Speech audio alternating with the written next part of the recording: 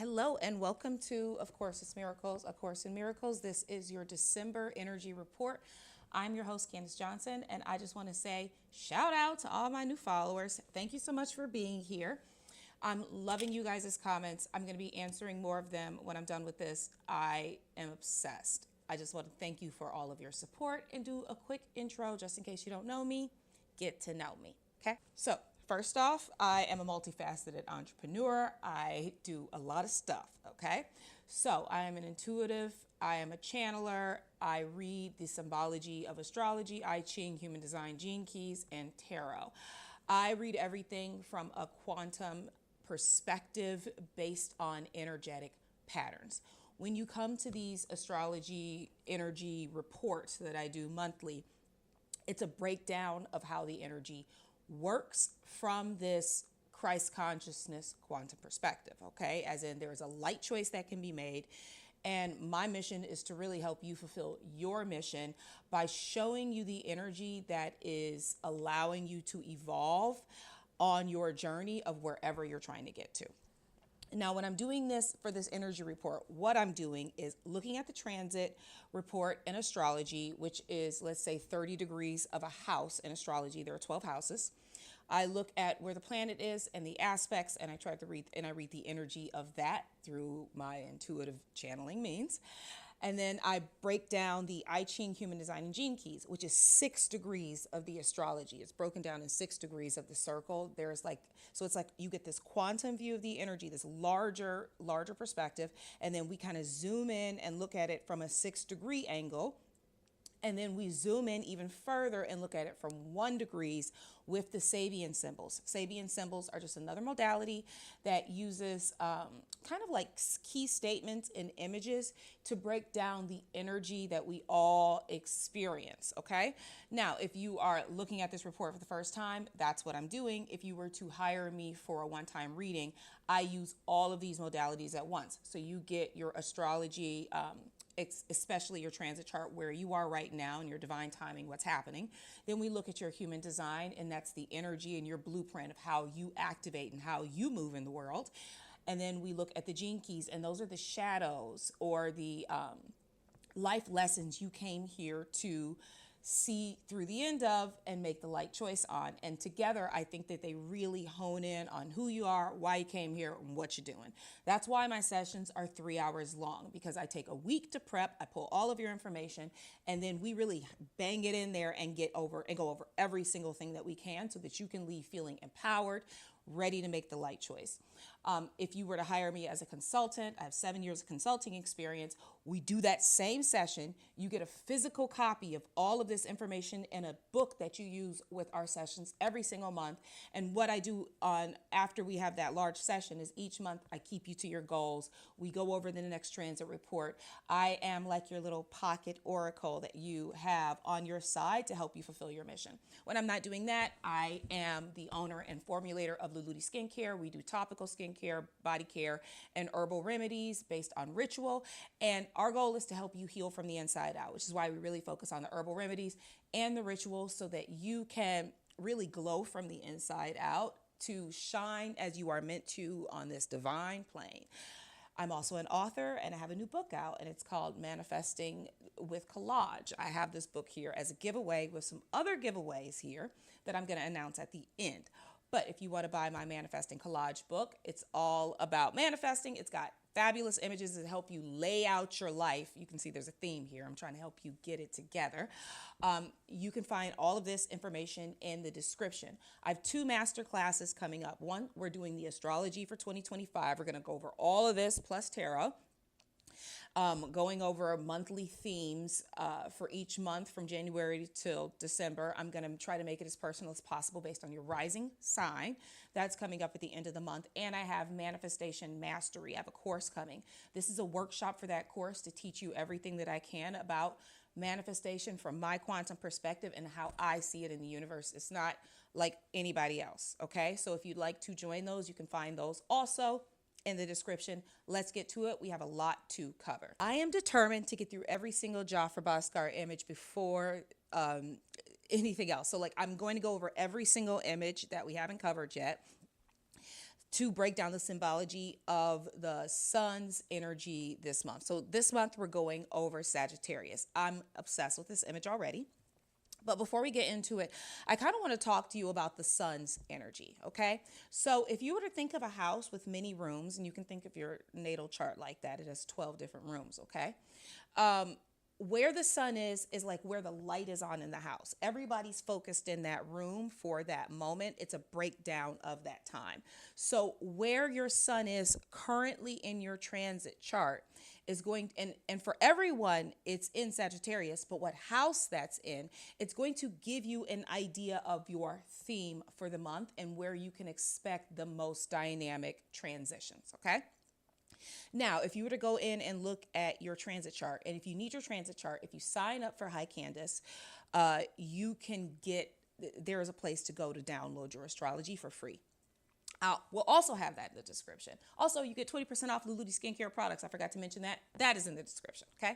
So if you find out where your sun is it below the horizon or above the horizon? That's where the change is happening, okay? So if you are on the northern hemisphere and the sun is below the horizon, this is a lot of internal changes, okay? Which will not, I'm not saying they won't show up in the outside world, but there's something within you that the sun is focusing on, not outside of you. If you're on the northern hemisphere and the sun is above the horizon, then you will see these outside, you will see this probably in your actual reality field, not so much internally. But again, as above, so below. So if it's inside, it will eventually show up outside, and it's for something on the outside. And if it's outside, there's something also always to transition on the inside. And how do you know that? Because your emotions, the moon, is going from the sign that the sun is in to the opposing sign. There's like these emotional dynamic emotions taking place in both of these opposing energies. And we can talk about that if you have a question about that. I want to get to this, but I'm just trying to give you a better understanding of where you will feel this, okay?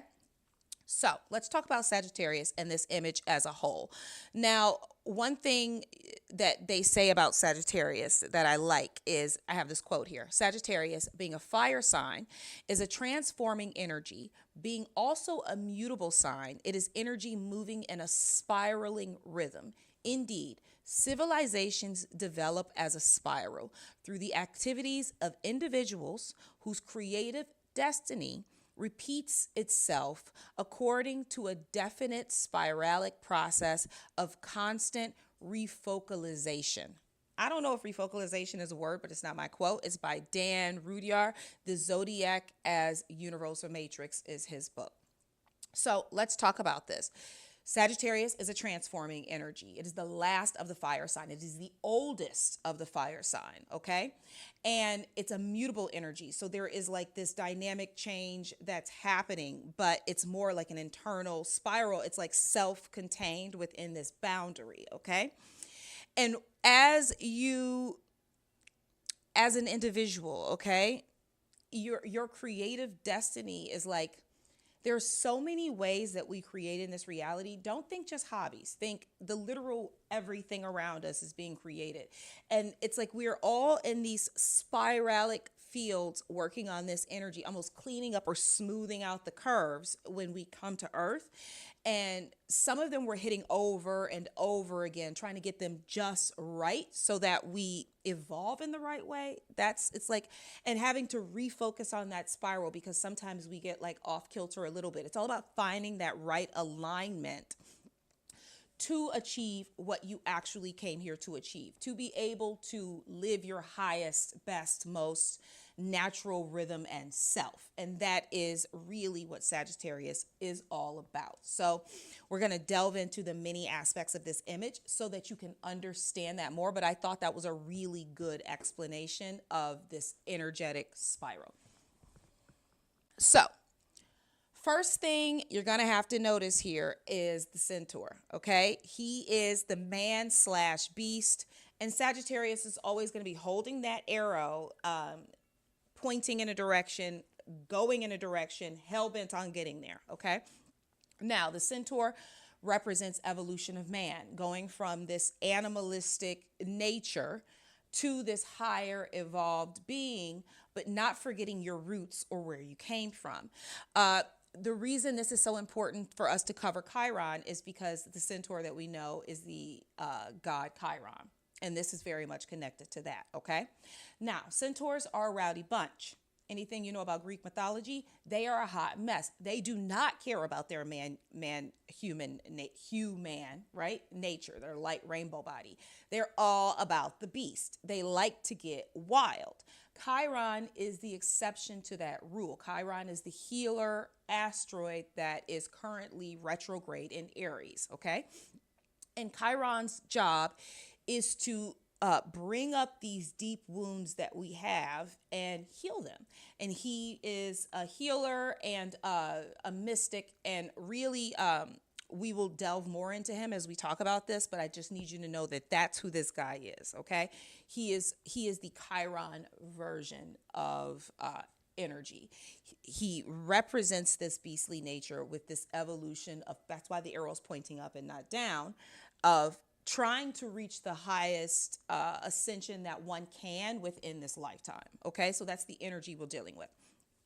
I talked about this a little bit last month, but I really want to go over the symbology behind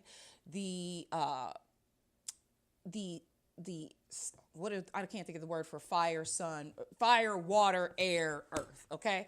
The symbology behind these ideas, I still can't think of the word, but fire being, Capricorn being the oldest in, let's say, earth, and we talked about Pluto with Capricorn, but with Sagittarius, it's the oldest fire, okay? And if you see this image right now, he's got this Aries ram draped on his arm.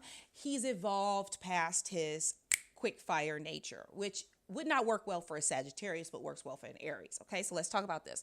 I want you to think about the starting of a fire. If you've ever started a fire before, you know you need a lot of air. You need something dead that it will catch on with, and it's a little bit more fragile. It can either start quickly or it can take a bit and it could smolder and there could be smoke and you have to keep blowing at it, doing all of these things, okay? So when you think about Aries and you think about it from that perspective, it's like a young fire. It's that little glow inside all of us, all right? When you think of Leo, it's a big fire. And I always think of Leo as like the fire that everyone wants to sit around to get warm, okay?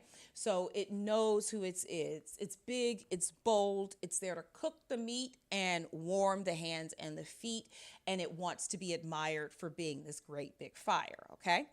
Sagittarius could be either a wildfire, one that completely got out of hand and burns everything around it, or it can be a contained fire and knows how to utilize that fire for both itself, which is kind of a little bit of Aries, and for the outer world, which is a little bit of Leo. It's got all of those aspects kind of bound into one giant flame, okay?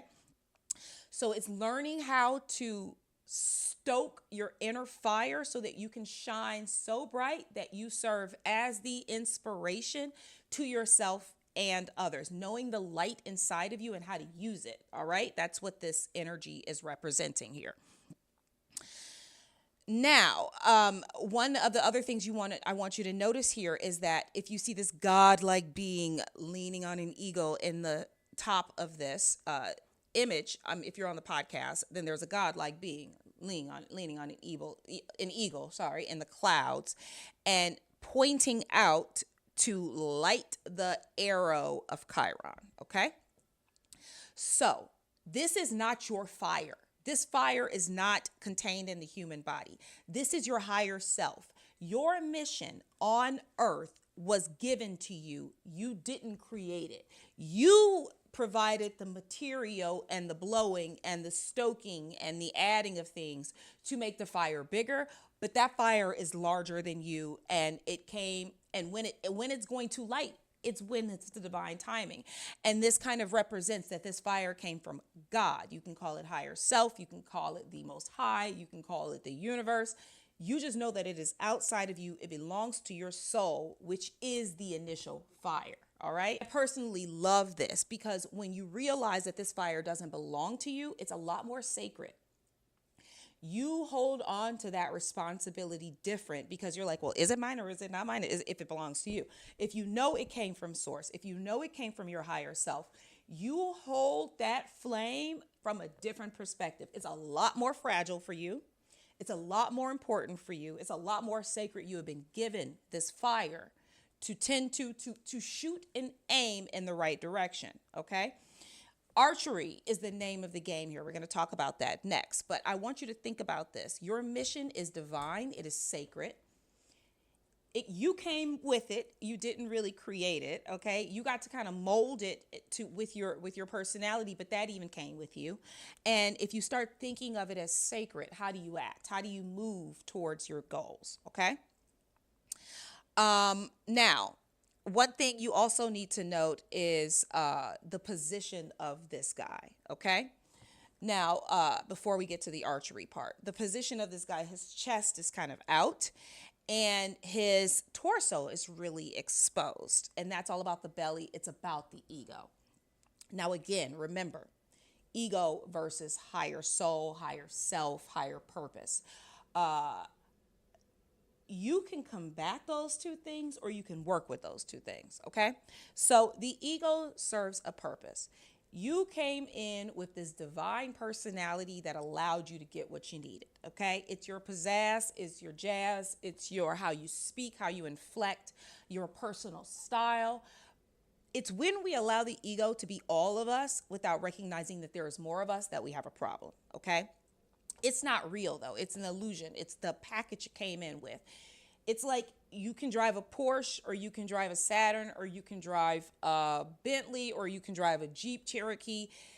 It doesn't necessarily mean anything about who you are as a human being. Okay, you got in the car that was like this. I want you to think about it like that. Whereas like if you came in tall, if you came in short, if you came in with long hair, if you came in with short hair, all of these aspects are here to give you the right vehicle to drive where you need to drive. The person in the Jeep might need to be on rocky terrain, going through sand dunes in the desert. The person in the Ferrari might need to be on the beach, okay? When you can work with these two aspects of yourself, this higher self and the pizzazz you came in with, that's what you need to really connect with the source that's going to light. It's going to be like, okay, these two things are aligned. Let's get on your mission. Okay. That's when your flame will be lit. That's what I want you to think. Now, archery is a doozy, and one I've only tried a few times. And there is some really key points that I want to make here about archery. One, you set the goal and then you have to let it go. Okay. Two, like you have to, once you release it, you have to detach from the expectation. That's what good archers say based on what I saw online. I'm not an archer. I tried it once in Japan. It was fun, but it's not me, okay? Two, you have to remember this guy's got horse legs. So Sagittarius tend to move quick, okay? To be a good archer, you do need to be quick, but you need to be accurate. If you can't hit the target while moving at the speed that you want to move at, you're really not going to get there. You kind of need both of these in tandem, because if you're trying to hit something and you're in war, for instance, if they hit you first, you ain't going to hit it. So you got to move quick and you got to know where you're aiming at, and then you can go for it. It's all about strategy. It's all about how you use this bow. Now, I want you to remember the bow is wood. It's about earth. The fire is God. It's about higher self. And it's about bringing these two aspects of yourself together before you release. Okay. You need both. That's what this is talking about. Another thing to know about archery is how far you can see towards your target. You might need to be closer to it to hit it. It might be farther away and you have to change your technique. You're going to be adjusting depending on where the target is, okay? And you kind of know that from life, right? If you're really far away from your goals, you kind of know that. And you kind of have to adjust and move in that direction. But if you're real up close, it's like putting. You gotta change your form a little bit because you've got a different goal based on the length and the distance. Now, let's go down to the bottom of this image. And what we see here is the rocks have faces in it.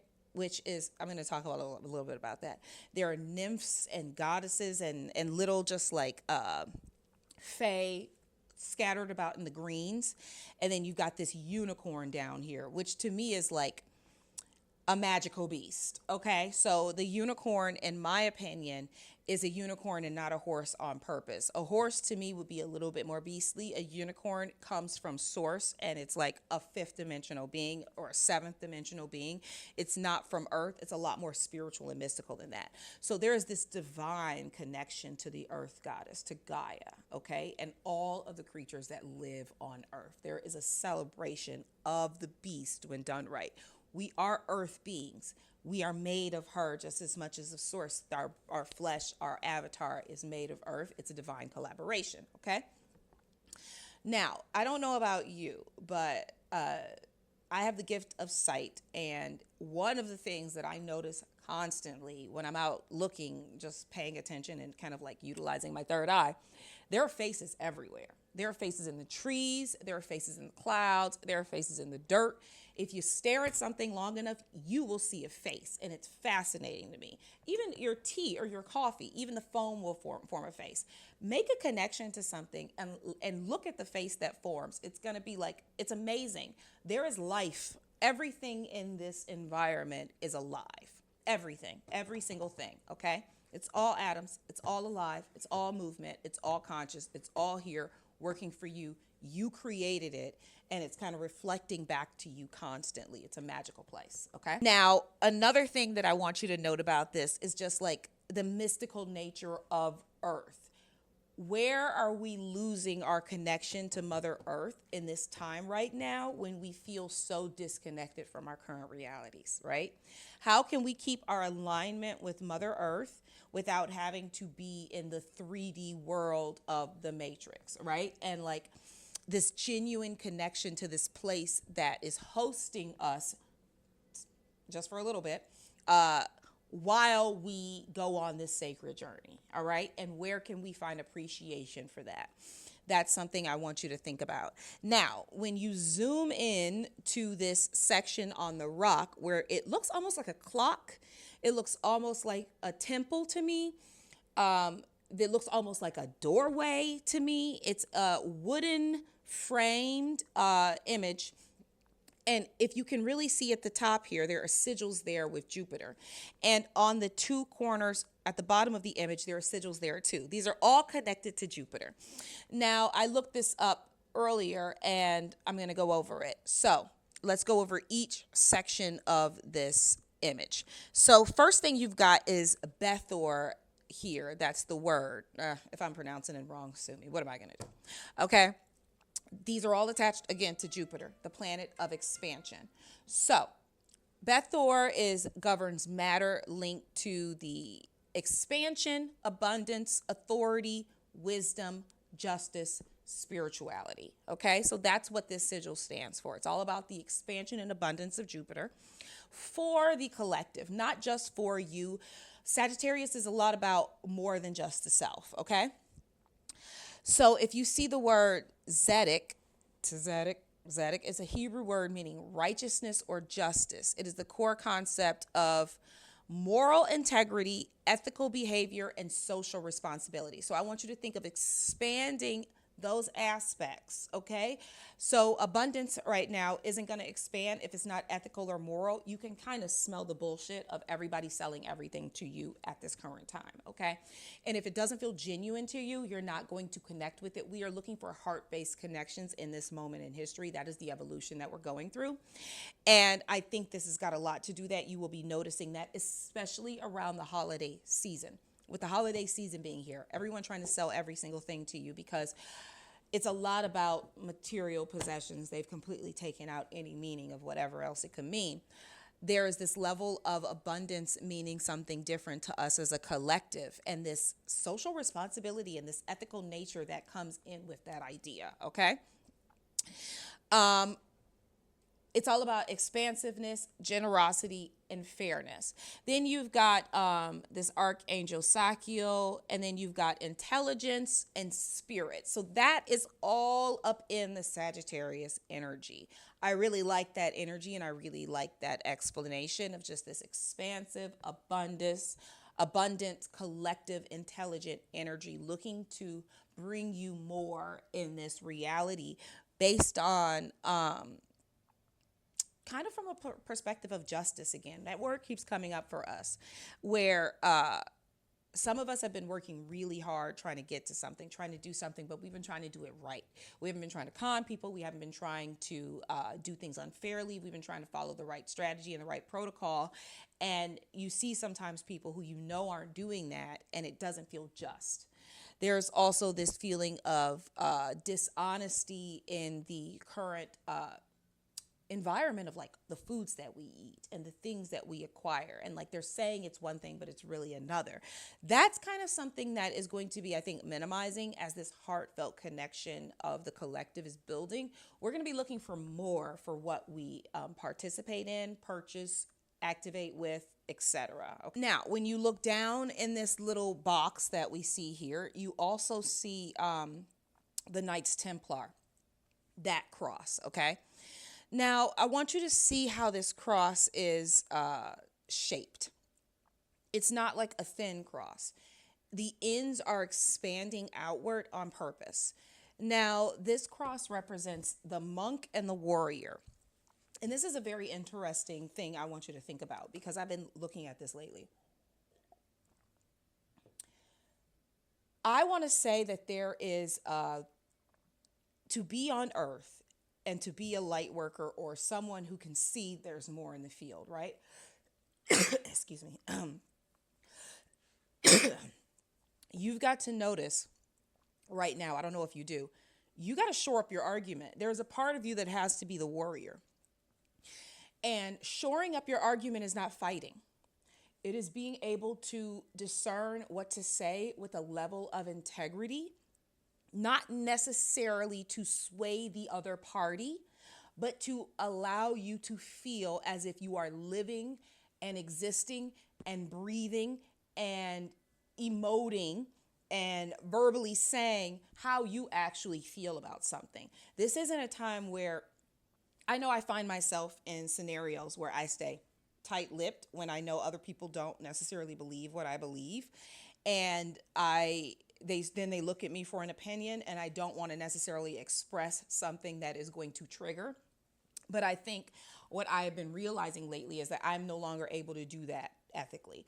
I'm not trying to convince you, but I got to be able to not lie to you so that for whoever you want to accept me as, I've got to be able to speak my truth. And if you come at me, I've got to be able to say what I need to say with a level of integrity, not to make you feel bad, not to make you feel dumb, not to make you feel wrong even, but to hold up to who I am and my standards of morality, right? And that is, I think, a lot different than the combat energy that we also see going on, where two people are just really going at each other. Your job is to kind of bring the level down, like, this is how I feel about it. So no, I don't have the same opinion as you about this thing, right? And I think it's deeply inspiring. I want you to remember that. So there's this monk part where you are here to represent this higher energy, this higher spirit, this higher knowing, this higher wisdom, right? And you've got to be able to work these two in tandem, where you are a bit of a warrior. You are here to evolve the earth. It's not a pretty job. It's not going to be all nice and kind and sweet all the time. It's going to be kind. It's not going to be fake nice, right? It's going to be, no, that's not what I believe. No, that's not how the nature of reality works for me. And being able to say who you are and how you feel about something without the fear of judgment, because you did not come here to serve humanity. You came here to serve source. You came here to, you came here to serve humanity, but you get your directions from source, okay? So you're not from here is what I'm trying to say. And your job is to come here and help. And the way that you help is by speaking your truth and being authentically 100% yourself. It's not by hiding behind somebody else's constructs so that you don't shake anything up. All right. I'm saying that to myself just as much as I am saying that to you. This is about the connection to Christ consciousness. Now, if you are not a Christ consciousness direction person, this could be just to your higher self. This could be to just acknowledging that there is more in the universe. This is just something bigger than us, right? It's a powerful symbol of unwavering faith, spiritual mission, and the enduring legacy of one's history, the most enigmatic orders in history, as in, like, there is this truth that underlines and permeates all of reality. If you go back to your Hermetic principles or your 12 universal laws, which we will be covering in the Manifest and Mastery course, those are just the truths. Everything vibrates, cause and effect, okay? They're just the law of oneness.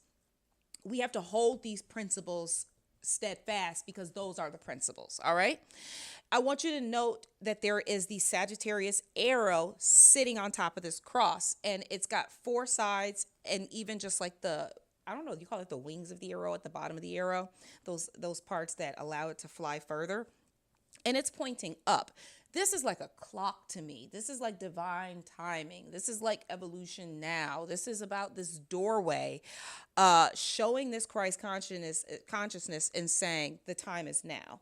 Now, Sagittarius comes around every single year. The time cannot always be now, right? But there is this level of you needing to go in this direction at the right time, okay? I'm going to leave it like that. Okay. So next thing that I want you to notice is the mountain in the background. Mount Pelion is what I'm calling it, okay? Now, that is the mountain of Chiron. So Mount Pelion is located in, and I might not be pronouncing this right, don't come at me, located in Thessaly, Greece, is deeply rooted in Greek mythology, and it is famously associated with Chiron. He is the teacher of heroes. Chiron lives on Mount Pelion and serves as a mentor to many legendary figures. He was the mentor of Achilles, of Asclepius, of Argonaut, and there's somebody else that I have here in my notes. Oh, Jason, the leader of the Argonauts, who sought Chiron's guidance before his journey for the Golden Fleece. So the best gods in Olympus go to Chiron when they need to be trained. Okay, I want you to know that. And in this mountain, that Mount Pelion, it is where Chiron gathers all of his healing herbs, okay, and all of his knowledge. And this mountain, even to this day in Greece, is considered sacred. And it is where they say that there is this divine energy and where the gods would come down to earth to meet with Chiron, okay? It's our mortals can go there, gods can go there. You'll see a lot of nymphs there. And it is the location of the golden age of peace. And it is where the gods and humans used to live harmoniously, when all of these gods were said, like Atlantis times, when all of these gods were said to be on earth, okay? That's here. So it's almost like I'm trying to tell you that this is energy that is all about this sacred meeting between the earth gods and the higher gods, and where you fit within this divine meeting within the self.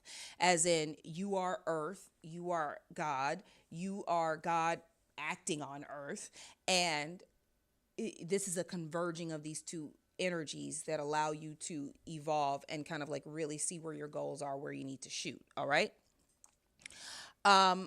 The other homie that you need to see here is in the corner, and his name is the Hermit from tarot. And I was like, oh, that's so cute. I love this, because now we're going to go over some tarot, which is another one of my, obviously I'm into symbology. I'm going over all of it. All right. So let's talk about the Hermit when you get him in a tarot spread, or just who he is in general.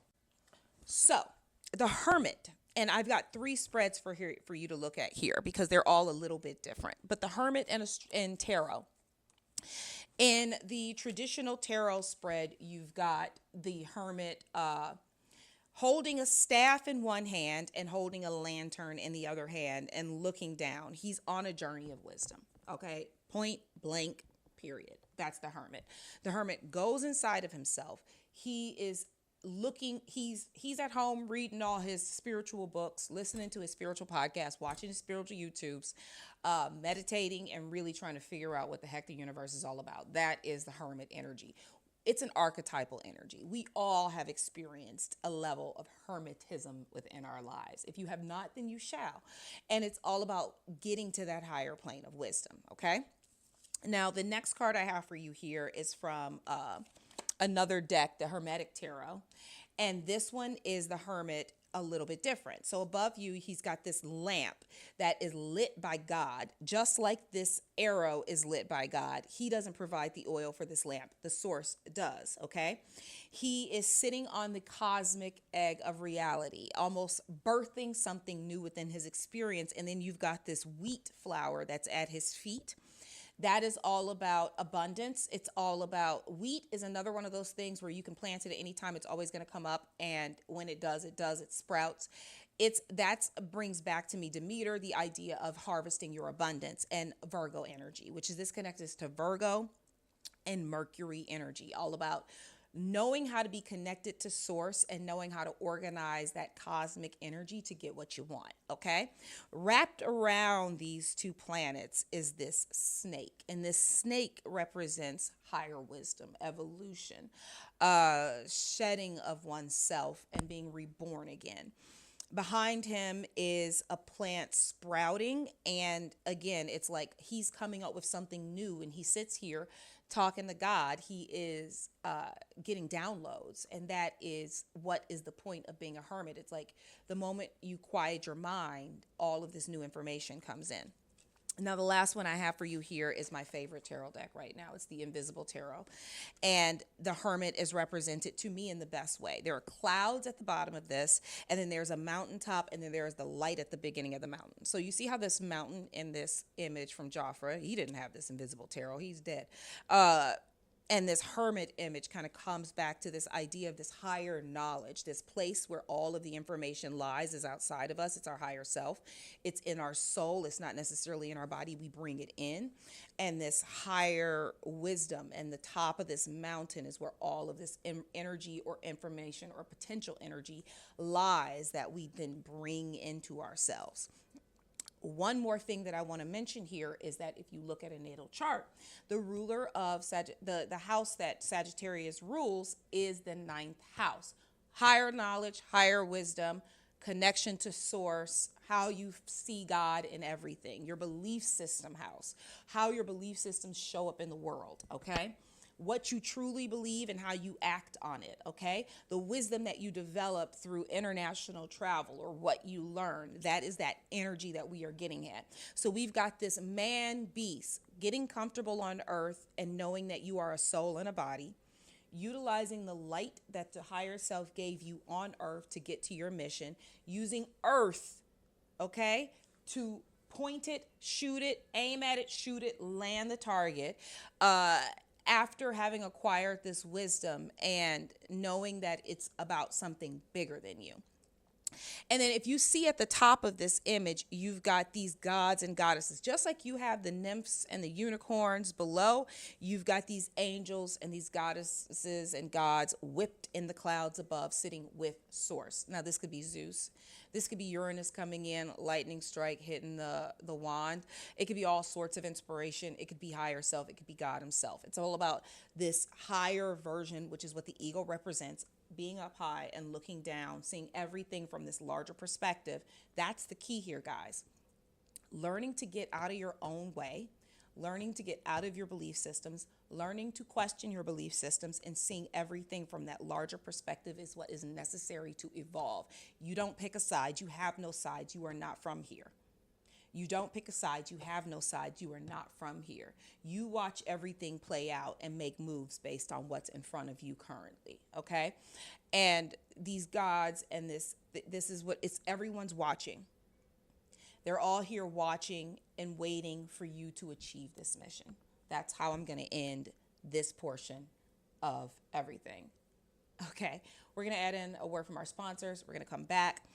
We have to go into what a retrograde is again, because we have to talk about, there's a lot of retrograde planets and there's some planets going direct. Let's talk about that next. Hey babe, when you get a chance, go into your beauty cabinet and let me know how many ingredients on the back of that skincare you can actually pronounce. Honestly, do you even know what they are? Your skin is your body's largest organ. Your body is an organic vessel. Everything you put on the skin goes directly into your bloodstream. That's why I designed Luluti Skincare. I wanted to create holistic skincare with intention. Our Euribia collection eases the process and brings back the natural balance so your skin can restore itself. First of all, it's a celebration of algae, which is a natural humectant, meaning that it draws hydration to the skin to give you the plump. It features chlorella, giant sea kelp, bladderwrack, spirulina, algae oil, and red algae. And that's just the tip of the iceberg. Let's go through the collection quickly so that I can tell you all the benefits.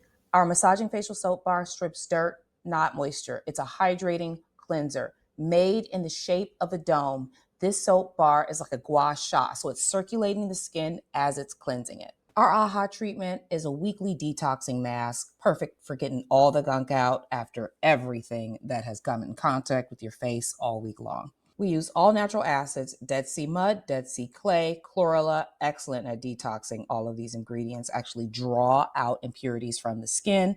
Raw honey, royal jelly, and giant sea kelp. The greatest part is that you can use it on your face and your armpits. Both of them should be detoxed regularly. Now, our Botox in a bottle, aka the probiotic and peptide serum mist, gives you all the nourishment of a serum without any of the weight. One of the star ingredients in this is the coconut water because it has the electrolytes to work just like it works in the body, remineralizing the skin and retaining hydration. We also added peptides, which is an amino acid that helps rebuild keratin, elastin, and collagen. The probiotics help balance the skin's natural microbiome, and the 40-day steep tincture of green tea and giant sea kelp is full of antioxidants to oxygenate the cells. Now, our Radiant Defense Gel gives you 24-hour moisture and hydration. It's got low molecular weight hyaluronic acid, what your body naturally produces to help hold on to and retain that hydration. It also features ethically sourced snail mucin that we have cold pack shipped from Italy. This is really an excellent hydrator. The algae oil, mango butter, and rose hip are the moisturizing elements to seal the skin and protect it all day. It also has passion flower, reishi mushroom, and chlorella. Unlike traditional skincare, you won't be purchasing this again in 30 days. It lasts for a long time. Our massaging facial soap bar usually lasts around 2 to 3 months. And we have a sample kit that will last you about a week so you can really delve into the products. It comes with the cutest carrying case and a 100% organic cloth. Subscribe to the website. Not only do you get 20% off your first purchase, free samples with every purchase. Subscribe today and download our free energy healing facial massage course, which is going to teach you the foundations of energy and how to give yourself an excellent facial massage. So if you're looking to clean out your beauty cabinet and ditch the 10 steps, the 8 steps, the this step, the that step, and have a quick, easy treatment that always works, check us out. Just head over to lulutiskincare.com. You'll find the link in the description. Now, let's get back to the show. Okay, so I wouldn't have normally talked about Chiron, but Chiron is talking to us because he's showing up in the Sagittarius. So we need to talk about Chiron, and we need to talk about what Chiron means in astrology, okay? And first, we have to talk about what retrogrades mean. I cannot stand the information that I see on retrogrades on the internet, and so I usually steer clear around the times that Mercury goes in retrograde and Jupiter and all of these, and Uranus is in retrograde and Chiron is in retrograde and all these planets, because what you've been told is not necessarily all that there is. Retrogrades are illusions, point blank period. Planets don't go backwards. Planets go forward, okay? When we have a retrograde, it is the speed of the planet makes it seem like it looks like it's going backwards. All of these planets are actually just like the ones that are moving faster are making it an illusion where the second one, let's say Chiron, for instance, looks like it's moving backwards, but it's really moving forward at pace with this other planet, okay? It's just a little bit slower than this planet that's whipping past it. I consider retrogrades like the energy is catching up to the other planets, or the other planets are catching up to the energy, okay? So I want you to think of it like a planet is climbing up a mountain, okay? When a planet goes into retrograde, I almost think of it like stopping in a shop along the way. there's a cute little village in this mountain, and it's going to go into town and do some shopping. And as it's doing some shopping, it's gathering up more potential energy from the field it's currently in instead of going to the next thing. It's almost like whipping in place. If you think about something moving and whipping up energy, or staying almost still and whipping up energy, it's gathering more information from where it is, and it's trying to ensure that all of the other planets can catch up with the information that it has, and that it cleans up this version of reality before it moves forward again. Now, Chiron has been in Aries for a long time, and Chiron has been retrograde for a long time, and Chiron is going direct on December 29th, or I wouldn't have mentioned it. And I want to talk about this because it all connects so greatly. So if you look at the Gene Keys, I Ching Human Design is connected to Gate 51. It's all about agitation. Okay. So in Gene Keys Human Design, I Ching, this Chiron is connected to Gate 51, which is all about agitation. The gift is initiative actions that can lead to an awakening. Let's talk about this. Fear is the agitation that they are really talking about, this fear of uncertainty. Feeling shocked by the world based on not being in full control and allowing it to knock you off course instead of taking the experiences that come to you and realigning to them. Okay, let me explain this a little bit more, because I want you to understand this fully. It creates this level of,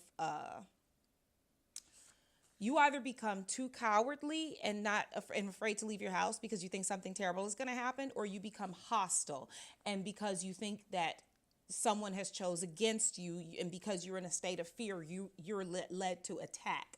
You can see this energy that's in the environment, right? This is going to bring up a giant wound in humanity, and you might be experiencing this at some level in your life where unforeseen circumstances have occurred and you don't know where to move, and you're feeling uncertainty based on the current reality, right? You're either going to lose hope for the world and kind of shut down and go inward, or you are the extroverted version of this. This is what it says. At an emotional level, these people have no real sense of respect for human beings. They tend to be drawn to any sphere of society where competition is worshipped, from business to sports. They are generally loners and have deep-seated emotional boundaries.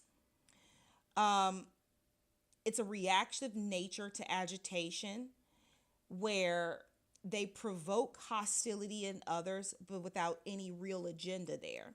They simply do it because they cannot help themselves and do not care. As you can see that they don't care about other people. And I'm not saying this is a bad thing. We all have these shadows. They show for every single person. And you're either going inward and like scared and don't know what to do, or you're lashing out at other people based on this idea that you lost and they won, or they won and you lost. It doesn't really matter. Either one of these is what could be happening. And it's all about learning that you have this personal power, and that is the initiative. It's really about if you sit here and you question your higher beliefs and what you actually believe based on who you truly are, and you start getting rid of the stuff that society told you, and that your parents told you, and that the media told you, and that the school system told you, and you stop seeing things as right or wrong, and you try to find the truth in everything, you start leaving the beaten path, and you start only going by your own inner well-being. And that's what leads to awakening. Instead of having to trust in systems, instead of having to trust in the outer world, you have such a profound trust in yourself, and that you can thrive in all environments, and you lacken and loosen that fear of the unknown, and know that psychic said this to me recently, and I really, really liked it. She said, you need to be confident in times of uncertainty. Be confident, not certain. There should be a level of confidence in uncertainty, because it does not matter what path is unfolding. It's all working out for you. The steps are coming up as you move in order. It's not necessarily having faith because you know what's coming at the end, but there is having faith because you know what's coming at the end. Stay with me. What this does, it leads to a level of awakening. If you open up to this initiative process, And you kind of see that there's this level here where a lot of this could be a lot more fun than it's seeming right now, where you're allowed to prove your point and you're allowed to have a point and you're allowed, it's as long as it's coming from you and it's authentic to you, you do have points that you want to share. And you can do so from a place of, if you've ever been on the debate team, you don't want to smack the person at the end. You got fire out of just being able to share your perspective in a really good way. And if you could go there instead of having to prove someone else wrong and demean another person based on your perspective because you think they're demeaning you, which is why you're doing it, right? People attack because they think they're being attacked. If you know that the attack is coming from within, you stop projecting something that you are actually experiencing personally. Then you have another level of playing field that you can work with, which is going to lead to an awakening. It's going to lead to another level of awakening where there are many, soul deaths, and there are many awakenings. There isn't just one great big one. You have many little ones to lead you on your path. And it's knowing that it's all an illusion and you're playing a game and you get to play whatever role you want to play. And when you respect that in other people and you recognize that some of their roles are only here so that you can play yours well, that's where you go. And I have more to say about that. But before we get to that, I want you to look at the Sabian symbol for this, and it's the magic carpet. Transcending above the drama, okay? You got to stop trying to conquer other people based on your thinking that you are right. I've got to try to stop conquering other people based on me thinking that I'm right. And seeing everything from this magic carpet space. You are safe. You are floating about, okay? Having a human experience in a dream. And when you pan out and you start looking at contrasting information, getting past your triggers, because I think this is very important to say right now, your feelings aren't facts. They are just feelings. Feelings are not facts, guys, okay? And I think right now in society, we have this place where people think that their feelings are facts and that because it hurts for them, that no one else can have an experience outside of how where their boundaries lie.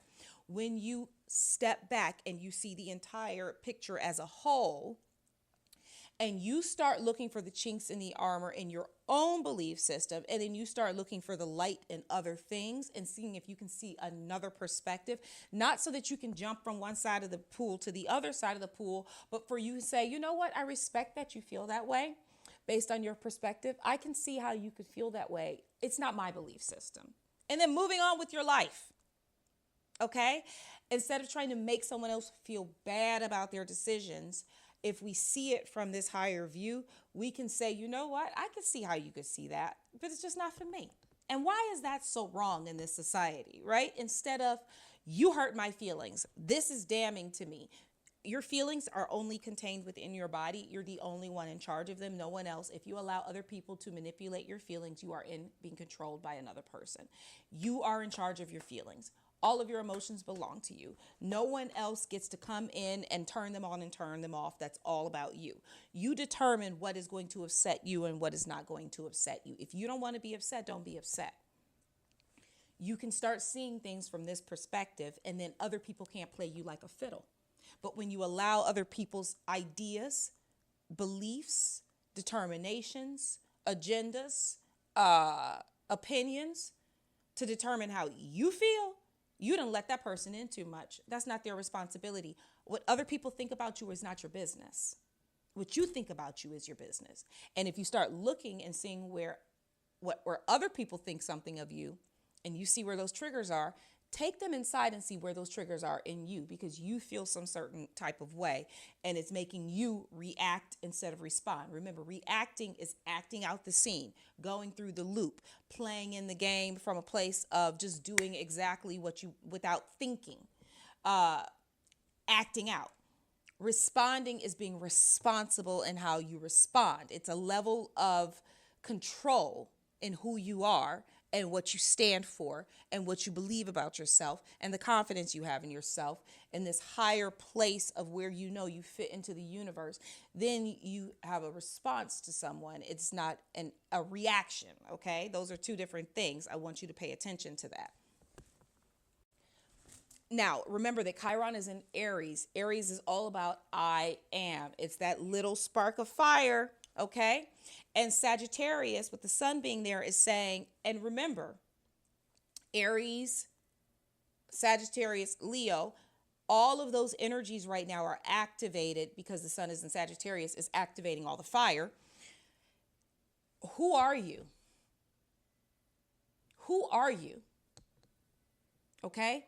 How are you standing in who you are? Where are these wounds about who you are?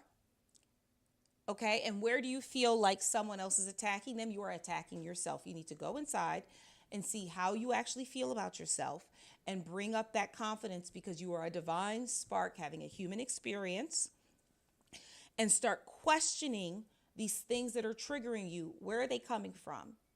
What did you hear when you were a kid? How did people treat you when you were growing up? What did the education system tell you? What did the media tell you? Now it's like, that's not who I am.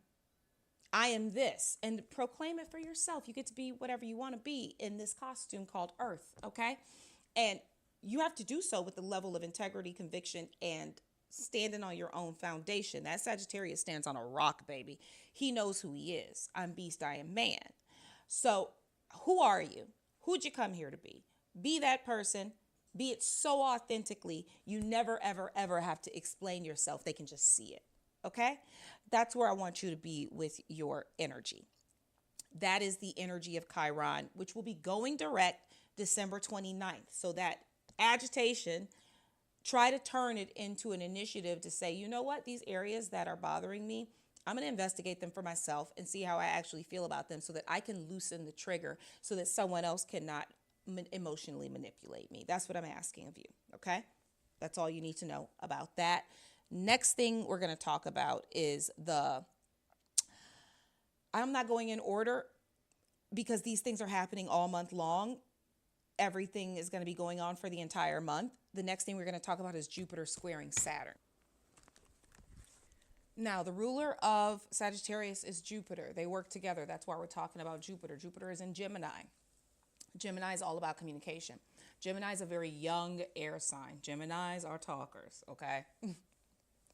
Your next president is a Gemini.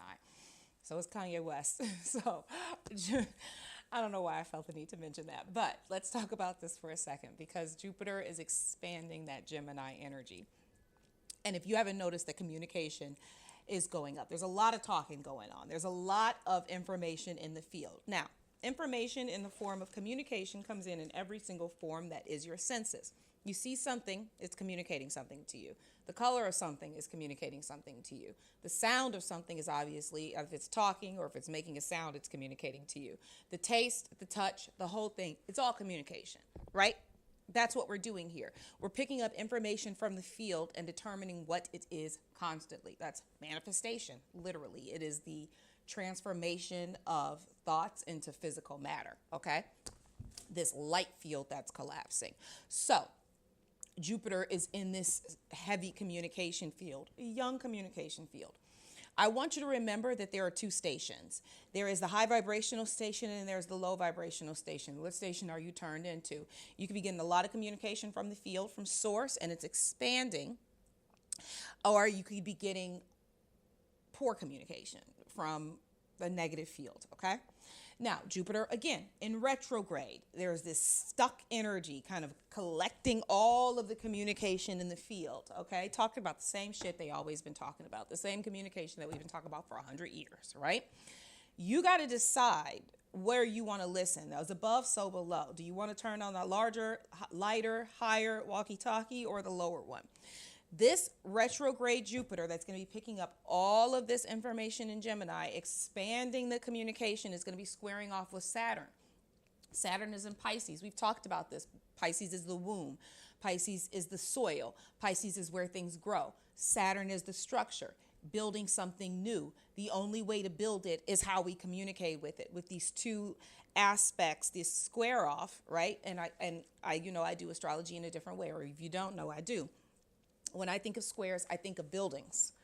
And ain't no straight lines in nature. It's all circles. When I think of squares, I think of circles. And that energy can be expanding or that energy can be collapsing. All right? You get to decide. Now, with this energy, you've got this structure being formed with Saturn, our disciplined planet, how we come here, how we move on this planet. how we strategize, how we stick to our goals, or our habits, or our bad habits or good habits, to build this form that we've all been working for. And remember, I've talked about how in Pisces, it's like if a baby is being born, it's in gestation, the bones and the teeth and all of those structures in the skeletal system that are being born with this Saturn energy before it gets birthed into from Pisces to Aries, and it comes up, this structure comes out. We're still kind of deciding who we want to be on a collective level as a society, and on an individual level, you might be building something. And with this square, there's going to be some conversation happening about how it expands, which way it grows, how it's growing. You'll get information and communication from source, if you're listening, to how your goals are growing. So open up those ears, open up those eyes, open up that eye, take in the information. You're going to get more information about that. And that square is going to be happening pretty much all month long. Really saying, I want to grow, but I want the structure to be right. Is the structure right so that I can grow? I need more information about the growth so that I can do this thing right over here. Saturn just went direct. Jupiter is still in retrograde. So it's something that's already here in the field that you need to pick up more information from. So where you are in this current version of reality, if you have a place that you're trying to get to, if you have a goal that you're trying to reach, I want you to remember that everything in this frame, all of the information is here. And it's our job, like a video game, to go around and look for the thing that's dinging, because there's more information coming in from that to grow your version of reality, the structure, and build it properly. Your job is to gather all of the information in the field while Jupiter is slowed down, okay? I hope that. Now, next thing we need to talk about is this Pluto conjuncting Venus opposing Mars, okay? So we talked about Pluto a lot recently. If you haven't seen that video, it is on this channel. And we talked about Pluto so much, I don't even want to say these words, but I'm going to say it again. It's all about the cracking of the vessel, squeezing you to this tight little limit, like this place where you feel cornered, so that you can really collapse and evolve this energy and expand it. And I need you to remember, again, with agitation, if you think of agitation, what we talked about before, from a perspective of energy, and how if it were molecules of light, and agitation is necessary for change, okay? It doesn't happen cleanly. It's all a hot mess. It's chaos, okay? So all of these little light things are moving, and if you wanted to change them, there's a couple ways that you could do it. You could change from the inside by bringing in more energy. It's going to cause all of these to kind of go out of their pattern so that they can rearrange, but they have to kind of be out of alignment before they can realign.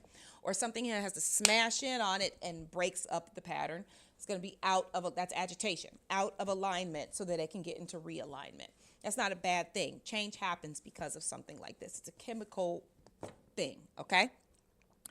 That agitation and that transformation with the cracking of the vessel of Pluto, really trying to get you to expand through pressure, under pressure, okay? So Pluto's sitting next to Venus. Venus is still in Capricorn. Pluto is in Aquarius. Venus will be sweeping through Capricorn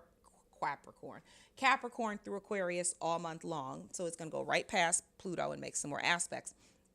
But it's all about what you love about this transition, what you loved about that Capricorn energy, and what you love about this new rebel community. That's what we want to bring forward with Venus. What you didn't love, you want to leave behind.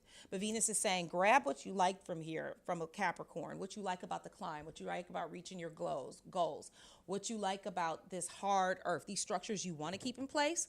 Everything else, we're going to let go of that, and then we're going to come into Aquarius, this community energy, and look at how it works for the rest of the world.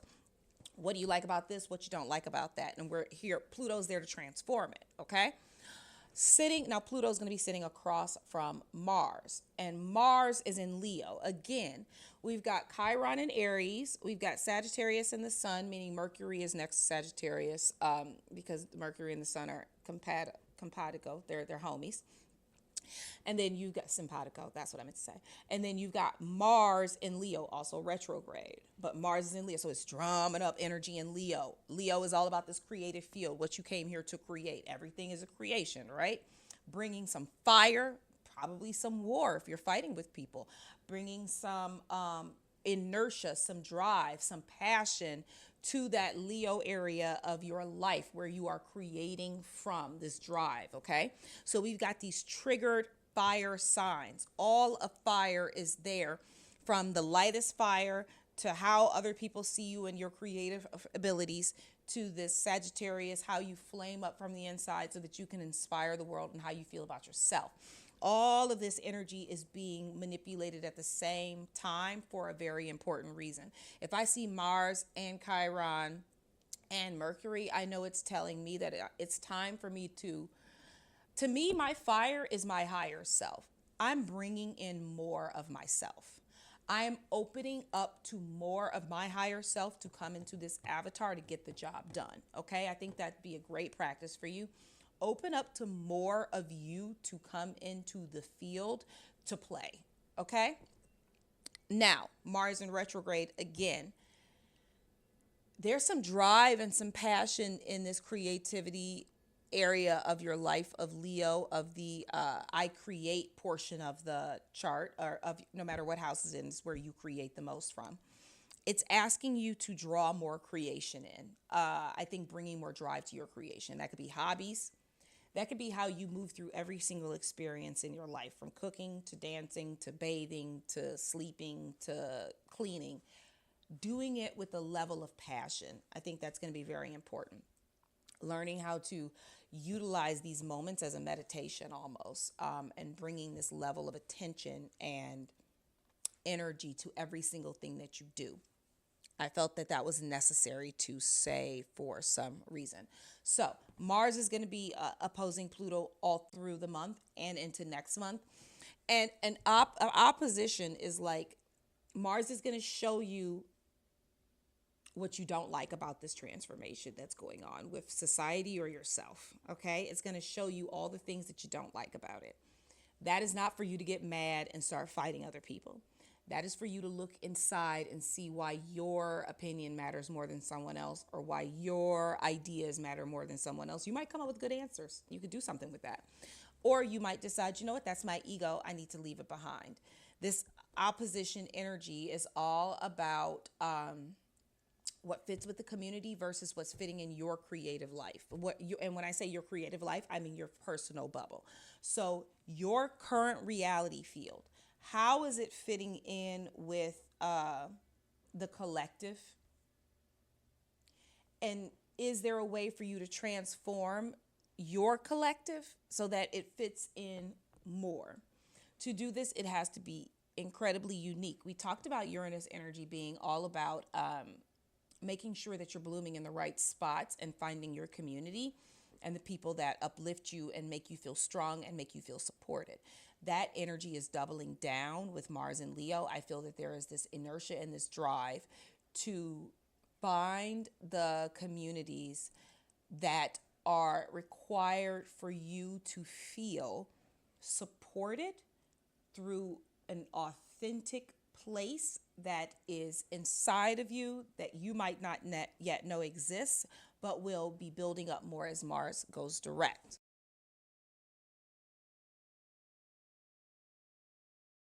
Okay. Now, if you look at the Sabian symbol here, the image for this, I'm obsessed with this right now because I feel like it's super pertinent, is the hippie versus the old woman. Okay. And this is about the old woman and the young are always in contrast to each other, and yet their very competition is somehow cooperative. Each is somewhat defined by the other. This could be liberal, conservative. This could be left, right. This could be homeschoolers versus non-homeschoolers. This could be vegans versus meat eaters. This is what I have to say. When you fit on one side of the scale where you're absolutely on extreme ends, you need this other side or you have no form of existence. If you're not fighting them, what are you fighting for? And if what you're fighting for, does it already exist, or does it only not exist because you've held them up in opposition? The only way that the currently in our society, the only way that the conservative has talking points is if there's a liberal there giving them something to talk against, okay? It's almost like this side of the scale can only stay active if this side of the scale is also active. And you're supposed to be in the middle. You're not supposed to be on either side of anything. You're supposed to be in the middle. You're not supposed to be on either side of anything. And it's through these extreme ideas, when you start seeing this contrast is the same light and the same energy, just looking at it from a different perspective, you take away your energy from it, because you can see, I think everybody's crazy. I got my own opinions here. It might be a little bit of yours. It might be a little bit of yours, but they're all my own. Or are you a sheep and fitting in with the crowd and only doing things because other people are doing them? And you know how you tell? I've been thinking about this a lot, okay? And I'm going to give you a very mundane, non-triggering idea to think about and then take it into your real world. What if I told you right now that brown dogs with white spots on the eyes are more abused than any other dog? I could go out and create a campaign that talks about this to get these brown dogs with white spots on their eyes more adopted by kinder people, okay? And I could run this campaign for years. And I can get donations, and I can get a lot more brown dogs with white spots on their eyes, homes that are nice, right? And then we could all get really passionate about this and determine that that shit ain't fair because those fucking dogs are cute. Excuse my French. Now, what if I came back out and I said, you know what? The study was wrong. It's not brown dogs with white eyes. It's white dogs with brown eyes. Okay? Would you be mad at the study for not being right? Or would you be relieved that brown dogs with white spots are actually being adopted? Are you fighting the fight? And are you pissed if you're not the victim? I want you to think about that. I've been realizing this a lot lately. If you find out something isn't true, and it was a negative thing, are you pissed that it's not true, or are you relieved that it's not true?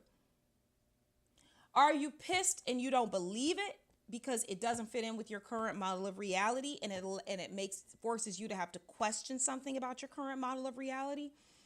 Or are you like, oh, well, that's a relief. I don't have to worry about that anymore. I can move on.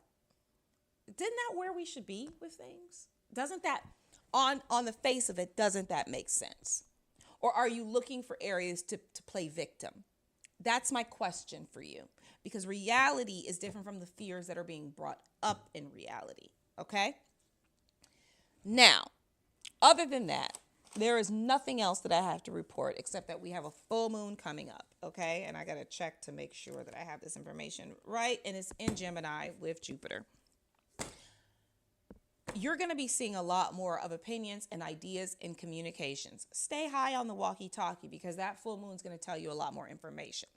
When that information comes in, how you react versus respond will also be triggering either an agitation or an awakening within you, okay?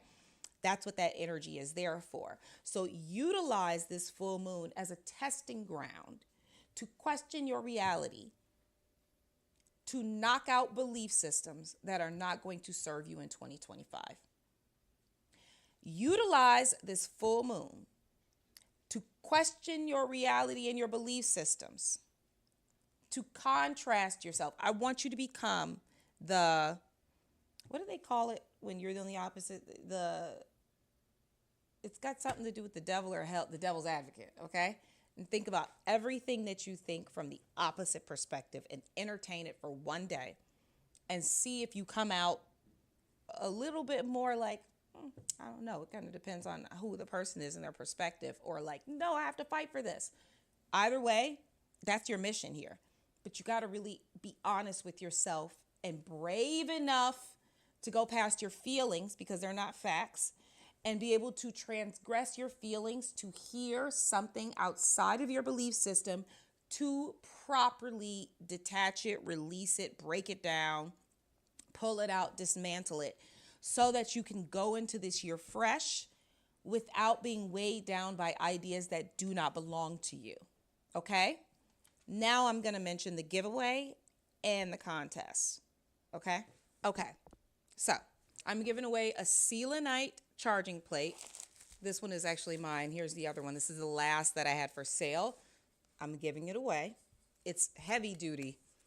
I charge everything from my tarot to my crystals to my skincare on this thing. Okay?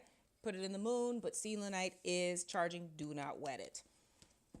You get Make a Vision Board Manifesting Collage book. This is my book. It's so full of images and it teaches you a little bit about manifesting.